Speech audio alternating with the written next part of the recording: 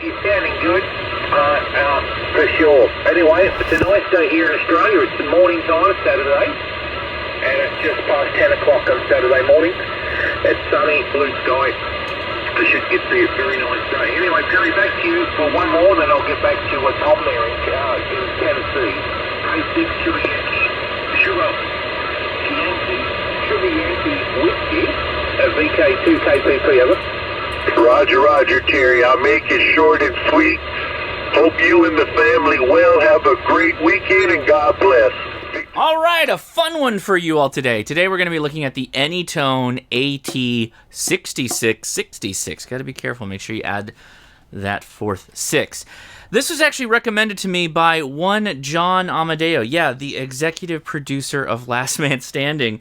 He emailed us on the podcast. Yeah, I also have a podcast that I run with my wife, the Ham Radio Crash Course, and said we should probably talk about this radio. So this is a special video for you technicians, right? This is going to help out you technicians most of all because this is a 10-meter only, heavy asterisk with that, radio.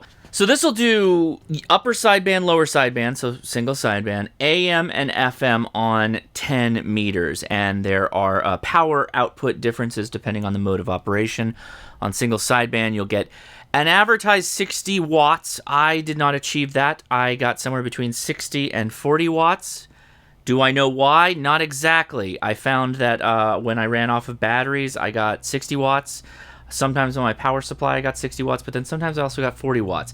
Now I have to be really clear, this is not the type of radio where you would test with like a mode like RTTY or a digital mode like I would do with my 7610 behind me.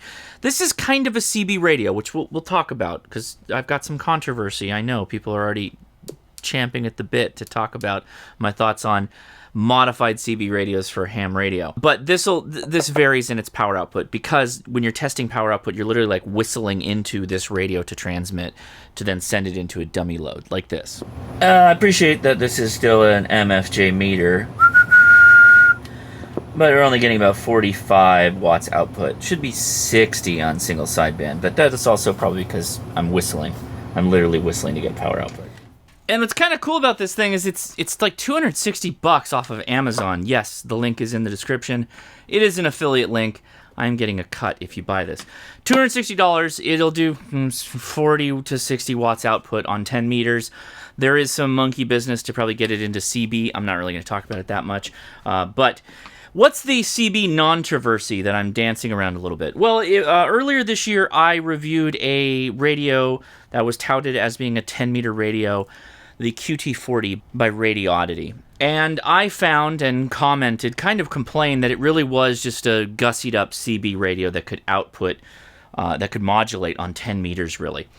This is different than that. And why? Well, I'll just get to it right up front.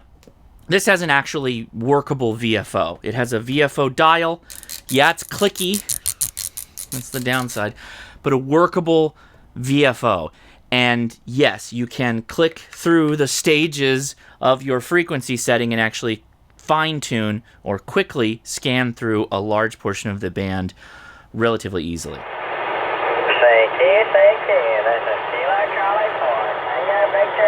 Hey, he's the beacon. We found him.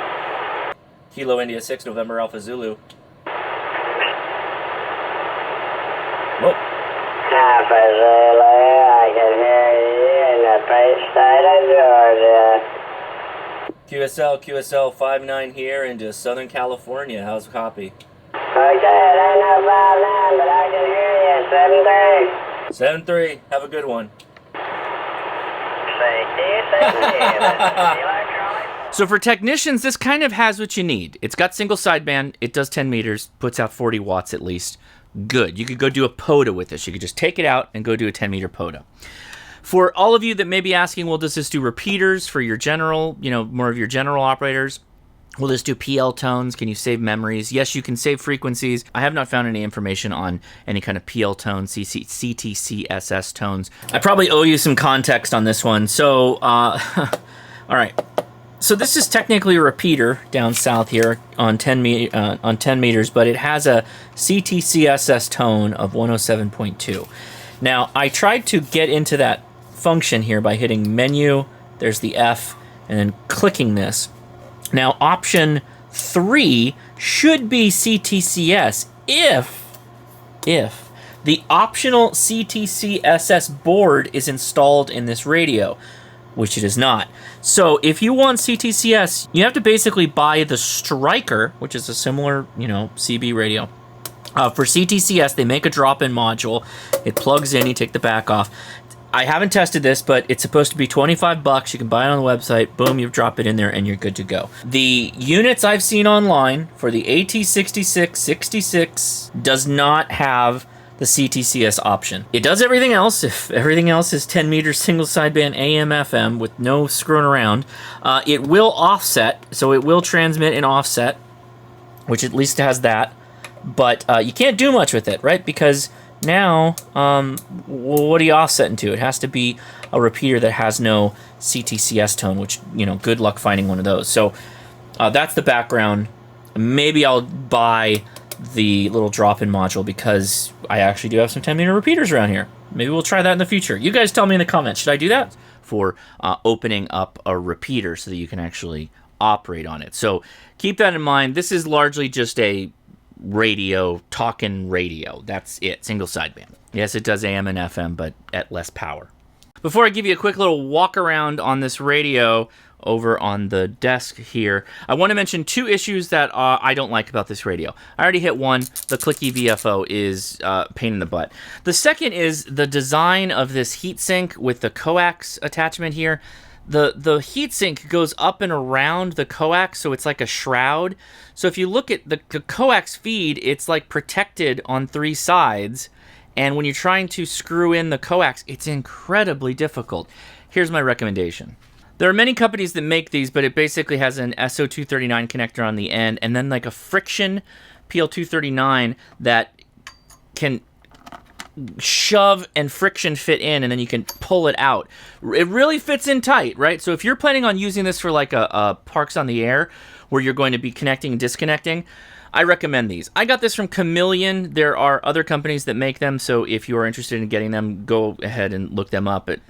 So now that I may have enticed you to be interested in this radio before I show you its actual operation and function, I want to mention one thing, and it's really the only reason I'm making this video. We are going into the high solar cycle, right? So technicians, this is for you. Pay attention here. The sun is on an 11-year cycle, and it goes through a period of a peak, and then there's a valley, a high and a low. Solar intensity is what we're talking about. When the sun is peaking and it's high, bands like 10 meters are extremely effective. They're very good during the day, and at some points in this high cycle, it will remain open well into the evening, possibly even 24 hours a day. But that is a caveat that you must understand. When you go pay $260 on this thing, it's only going to be good for those really long distance worldwide contacts. I was listening to 2 guys talking in Australia earlier today from my house in Cerritos, California, for a couple of years. And then 10 meters is going to close down on you, and it's going to be a pretty much ground wave only band with sporadic openings. And I mean that word like sporadic E and the other things that we capitalize on throughout the year. But again, rarely. So recommending this radio is incredibly tough. On one hand, I would tell you to just save your pennies and get yourself a Shegu G90 at $450. And if you're really interested in POTA, save up even more money and get yourself a Yaesu FT891. The uncanny valley here is that if you wanted a base station amateur radio to start your quote-unquote HF career in amateur radio, then this is probably the cheapest you can go, but it's fairly limited in that it is only 10 meters, right? It's only 10 meters, and it only caps out at 60-watt advertised power. With that said, it's easy to keep running. It actually has a very low power draw, and its high end on its transmit was about 7 amps on draw, which is pretty good. It doesn't actually use that much power, and that's something that you can, effectively handle with a battery and possibly a small solar charger if, again, you're thinking about doing Parks on the Air. Quite a straightforward radio, actually, this AT-6666. Volume control here. I do have it set up to a auxiliary speaker. I've got Bit of DX in Australia over the air here. But basically, this is a 10-meter HF radio. It does upper sideband, lower sideband. It has a PA, because it's basically a CB, FM, and AM.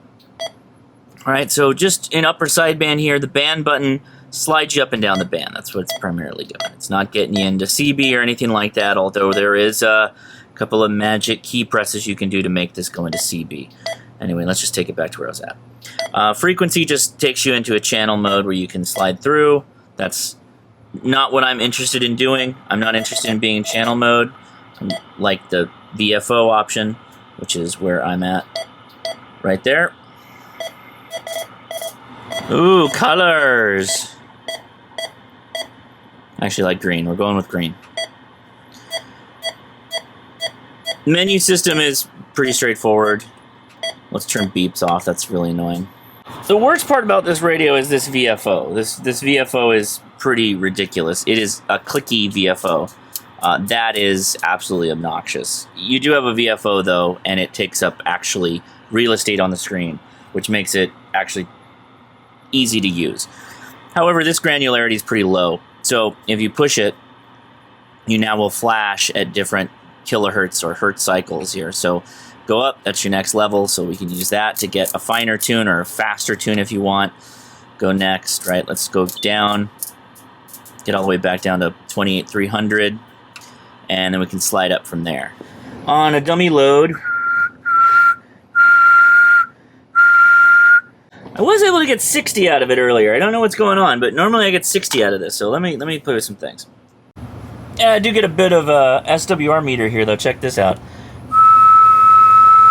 That's pretty nice. My dummy load, I guess, is close enough. That's close enough.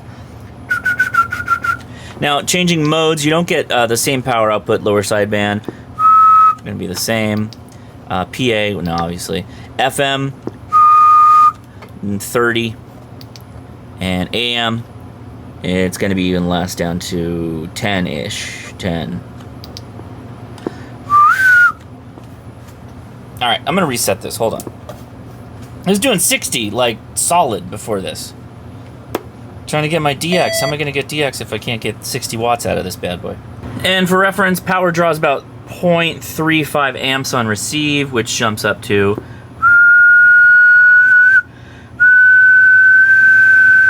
6.75 for 50, 6.50 amps on transmit to get up to 40 watts. Haven't done this in a while, but let's hit the would I buy it and who the heck is this thing even for?